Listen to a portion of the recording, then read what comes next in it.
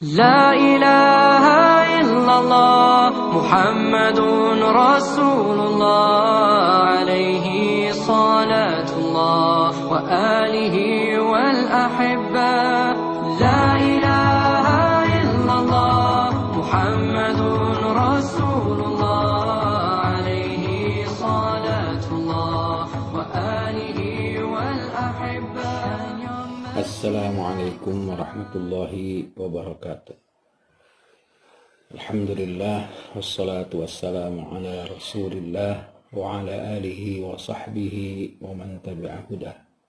Amma ba'du, qala Allah ta'ala a'udzu billahi minasy syaithanir rajim. Bismillahirrahmanirrahim. Wa tazawwadu fa inna khairaz zadit taqwa. Al-ayah. وقال يا أيها الذين آمنوا كتب عليكم الصيام كما كتب على الذين من قبلكم لعلكم تتقون. صدق الله العظيم. وقال الرسول صلى الله عليه وسلم من صام رمضان إيمانا واحتسابا غفر له ما تقدم من ذنبه. Hadirin para bapak ibu sekalian, alhamdulillah pada hari ini kita diberikan kesempatan oleh Allah Subhanahu wa Ta'ala untuk berada di tanggal awal atau tanggal pertama, tanggal 1 bulan Ramadan tahun 1444 Hijriah 2023 Masehi. Sebuah kesempatan yang tidak boleh kita lewatkan begitu saja. Harus kita optimalkan bagaimana hari-hari ini, di bulan ini, di pekan-pekan ke depan kita melakukan ketaatan pada Allah Subhanahu wa Ta'ala yang sudah kita maklum bahwa banyak janji Allah, janji Rasulnya bahwa di bulan ini banyak amal-amal yang dilipat gandakan dan berpahala puluhan, bahkan ratusan, bahkan ribuan dibanding amal-amal yang dilakukan di bulan lain. Selamat buat kita sekalian bisa masuk pada bulan Ramadan. Mudah-mudahan Allah menerima amal-amal kita, puasa kita, tarawih kita, dan mudah-mudahan Allah memberikan kekuatan pada kita untuk bisa melakukan seluruh kegiatan-kegiatan kebaikan di bulan ini. Para bapak ibu sekalian, bagaimana kita bisa mengoptimalkan bulan ini dengan kegiatan-kegiatan kebaikan? Salah satunya mungkin perlu kita membuat jadwal, membuat rencana agar hari-hari kita, minggu-minggu kita, dan bulan ini betul-betul kita bisa optimalkan dengan kebaikan. Salah satu contohnya mungkin di jadwal harian kita harus buat rencana yang serius dari mulai bangun pagi. Kita awali dengan sholat malam atau qiyamul lail atau tahajud gitu ya. Dilanjutkan dengan sahur umpamanya. Dan tentu ini bagian dari sunnah yang Rasulullah Shallallahu Alaihi Wasallam sampaikan dalam hadisnya, tasahharu fa inna fis sahuri barakah. Bersahurlah kalian karena dalam sahur itu ada keberkahan. Jadi jangan mentang-mentang kita kuat terus kita tidak sahur. Justru dalam sahur itu ada keberkahan, maka sekuat apapun kita tetap harus diusahakan melakukan sahur. Setelah sahur, pastikan kita mempersiapkan diri untuk sholat di masjid, sholat subuh tentunya. Kalau bisa sebelum adzan sudah pergi ke masjid, tentu dengan wudhu di rumah, terus pergi ke masjid bawa keluarga semuanya yang memungkinkan. Terus masuk masjid, jangan lupa kita sholat 2 rakaat tahiyatul masjid. Terus pastikan waktu tidak mubazir, lakukan doa, lakukan zikir atau baca Quran ya, sampai adzan sholat subuh. Dan ketika adzan juga jangan sampai kita lupa untuk mengulang-ulang atau menjawab panggilan itu. Dan mulai Allah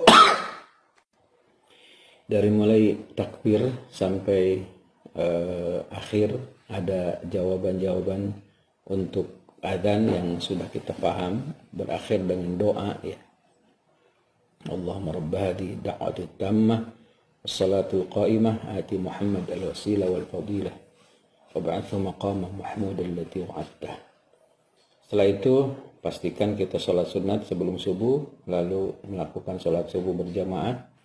Dan jangan lupa setelah sholat subuh berjamaah jangan langsung bubar, tapi kita duduk di situ untuk mendengarkan kuliah subuh, atau kita zikir, atau kita baca Quran sampai syuruk atau sampai waktu duha.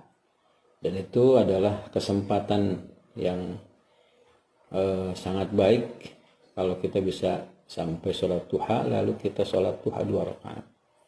Rasulullah Shallallahu Alaihi Wasallam menggambarkan dan memotivasi kita agar bisa melakukan itu, karena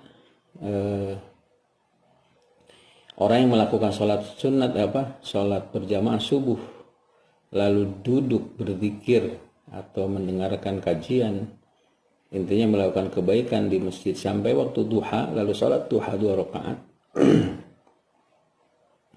maka dia seperti orang yang melakukan haji dan umroh secara sempurna. Rasulullah mengulang-ulang kata itu sampai 3 kali, tamatan, tamatan, tamatan, sempurna, sempurna, sempurna. Maka usahakan di bulan Ramadan ini harian kita mengawali hari kita dengan sholat subuh berjamaah, lalu berzikir atau baca Quran atau mendengarkan kajian, lalu sholat 2 rakaat duha. Baru setelah itu kita kembali ke rumah untuk persiapan kerja, persiapan sekolah, persiapan kegiatan harian kita. Jangan sampai ada tidur setelah subuh.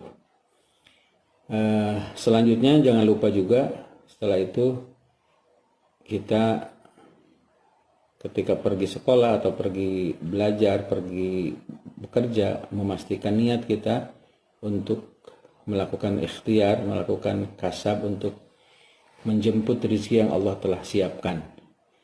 Dan pastikan niatnya untuk Allah bagi usaha keluarga ini agar diberikan pahala. Ketika sholat zuhur tiba, jangan lupa di situ kita juga pastikan sudah merencanakan untuk melakukan sholat zuhur berjamaah di masjid.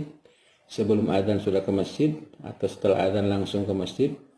Dan selalu saja kita menjadi orang yang semangat melakukan kebaikan-kebaikan di sebelum sholat zuhurnya dan setelah sholat zuhur berupa qobliyah atau ba'diyah.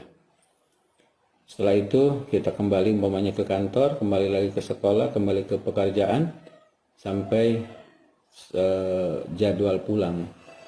Setelah itu jangan lupa melakukan sholat asar berjamaah juga dengan persiapan seperti tadi ya. Baru setelah itu kita boleh istirahat atau bisa merencanakan istirahat bersama keluarga sampai maghrib, sampai menunggu berbuka gitu ya. Dan pastikan nih di maghrib kadang-kadang ada orang yang fokus ke buka bersama tetapi tidak atau lupa terhadap sholat maghrib bersama berjamaah. Pastikan maghrib juga kita lakukan dengan berjamaah, kita tetap berbuka bersama, kita takjil atau bersegera ya. Dan itu bersegera di situ anjurannya bukan makan ya, tapi membatalkan. Kalau istilah kita takjil artinya takjil bersegera ya. Tapi untuk makan banyak, untuk makan kenyang pasnya atau lebih baiknya setelah sholat dulu gitu ya, sholat maghrib dulu, agar sholatnya tidak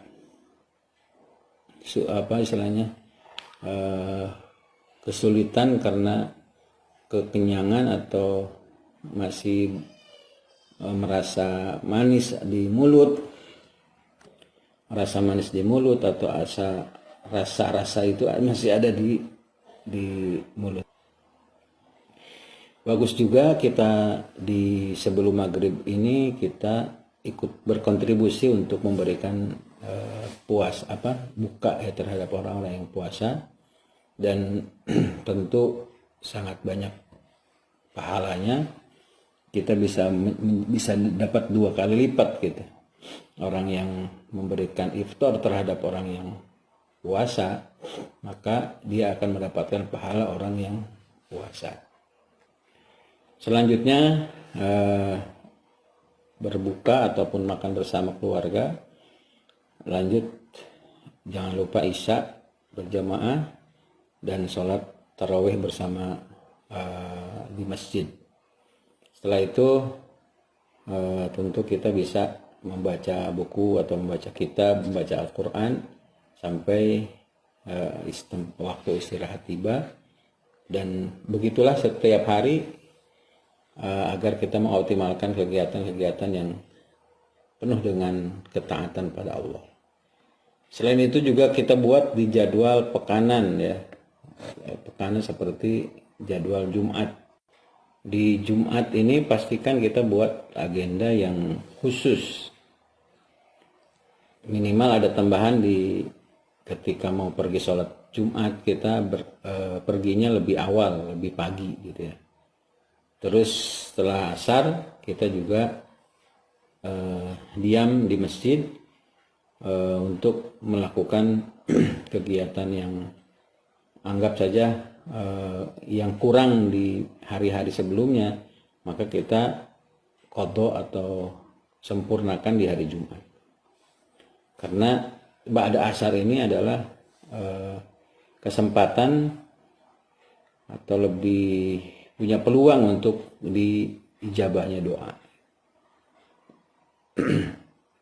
Yang ketiga adalah di 10 hari akhir ya.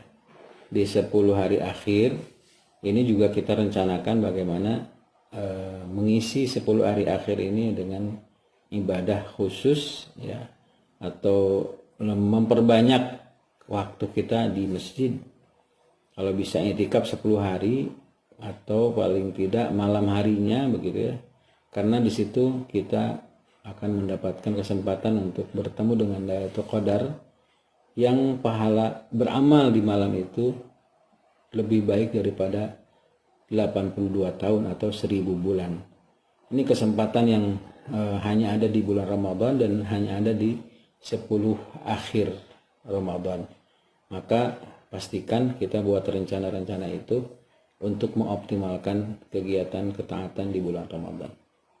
Baik, itu sekedar usulan kegiatan. Jadi harian, pekanan, dan bulanan di bulan Ramadan ini harus kita jadwalkan, rencanakan dan optimalkan gitu ya.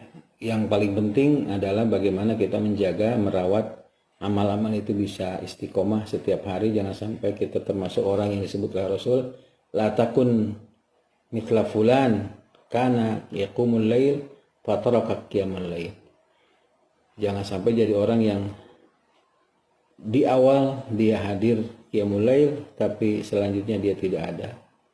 Jadi harus istiqomah. Mudah-mudahan Allah memberikan keistiqomahan pada kita untuk selalu melakukan kebaikan-kebaikan setiap hari di bulan ini, setiap pekan di bulan ini, dan seluruh bulan di bulan ini, dan bisa berdampak pada ketakwaan kita pada Allah Subhanahu wa taala yang disebutkan dalam ayat la'allakum tattaqun, agar kalian mencapai derajat takwa.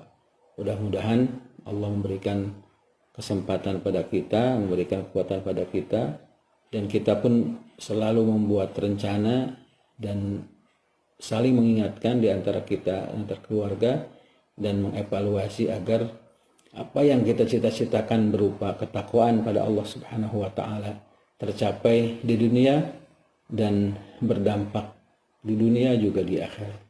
Karena bekal dalam perjalanan ini adalah yang paling mahal dan paling berharga, paling dibutuhkan adalah bekal takwa.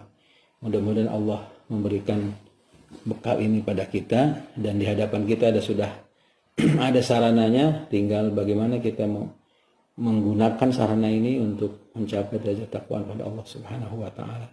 Terima kasih atas segala perhatian.